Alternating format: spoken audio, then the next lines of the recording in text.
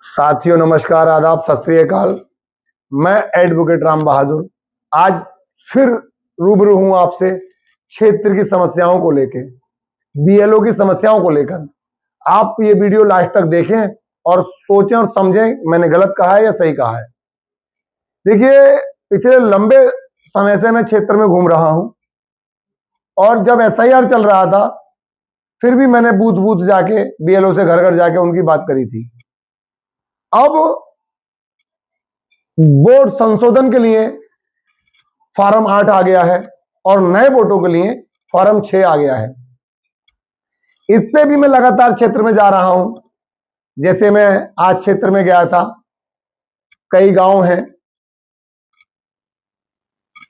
कृपयापुर रहा, कृपया पांडे रहा, जटपुरा रहा, लोहा भागीरथ रहा, लोहा पट्टी रहा, इन सब गांवों में मैं क्षेत्र में गया और मैंने बीएलओ से बैठ के बूथ पे बात की।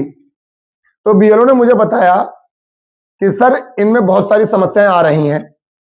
मैंने उनसे पूछा कि क्या समस्याएं आ रही हैं, तो उन्होंने बताया कि ये फॉर्म हमने सब आईडी सबूत लगा के सही दिया था, सारी आईडी प्रॉपरली पूरी लगाई थी, हमारा फिर भी नोटिस आ गया। तो मैंने उनसे पूछा कि ये किस आधार पे आया, तो उन्होंने मुझे साफ कड़ी में बताया कि जिन्होंने फॉर्म ऑनलाइन किए थे उनकी वजह से ये नोटिस आया। 3 कैटेगरियां थी, ए बी सी।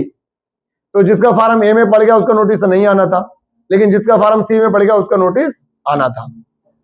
तो वो जो गलती हो गई वो ठीक है, जैसी भी हो गई, उसका बाद तो जो होना था वो हो गया। लेकिन अब जो नई प्रक्रिया है उसको एक आधार को आधार मान के लोगों को, जनता को, बीएलओ को ये सुविधा मुहैया कराई जाए कि भाई जैसे सरकार ने 5-6 आईडी कंपलसरी करी हैं, भाई सारी आईडी सरकार की तो है, हमारी व्यक्तिगत तो किसी की है नहीं, जनता की व्यक्तिगत तो है नहीं, बीएलओ की किसी की नहीं है। तो आपने सबसे मेन आईडी रखा है आधार, आधार रखा है।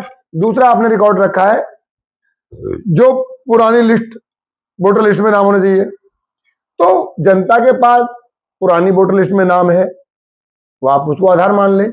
दूसरा आधार जो जनता ने, सरकार ने आधार बना के दिया, उसको आधार मान लिया जाए। मैं समझता हूं कि 2 आईडियां काफी हैं। जो 2 आईडियां अगर जनता लेके फॉर्म भरेगी तो मैं समझता हूं काफी सहूलतें हो जाएंगी।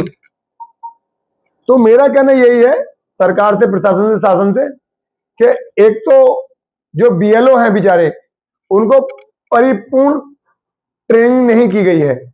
एक तो उनकी परिपूर्ण ट्रेनिंग कराई जाए और ट्रेनिंग करा के उनको समझाया जाए कि भाई आप 1 आईडी लेके, 2 आईडी लेके नए वोटरों का फॉर्म भरा सकते हैं, नए वोटरों के फॉर्म भरवा सकते हैं। और जो संशोधित वोट है उनका जो पुराना लिस्ट है उनको ले लिया जाए, आधार ले लिया जाए, उसका कंपलसरी करा दिया जाए। लेकिन सरकार ने एक अहम चीज रखी है, पैन कार्ड। जो पैन कार्ड भाई गांव में किसी के पास नहीं होता। पैन कार्ड तो जो कारोबार करते हैं उन लोगों के पास होते हैं, बड़े बड़े लोगों के पास होते हैं, आम आदमी के पास पैन कार्ड की जरूरत नहीं है। इसलिए मैं सरकार से, शासन प्रशासन से रिक्वेस्ट करता हूं कि आप आधार को आधार मान के और पुरानी लिस्ट को आधार मान के इन लोगों के फॉर्म भरवाए जाएं और ज्यादा से ज्यादा वोट बनवाए जाएं। धन्यवाद साथियों।